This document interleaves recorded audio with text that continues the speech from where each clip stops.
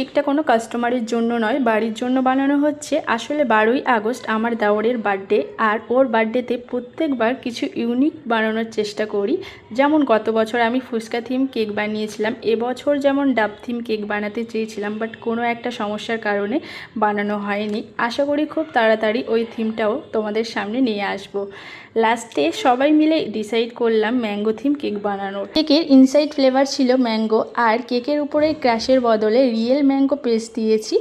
Real mango paste use করার জন্য কেকের ফ্লেভারটা একটু অন্যরকম লাগছিল, যেটা সকলের কাছে অনেক ভালো লেগেছিল। কেকের কথা বলতে বলতে একটা কথা মনে পড়ে গেল, আমি যখন এই বাড়িতে বিয়ে করে আসি তখন কিন্তু ভাই অনেক ছোট ছিল।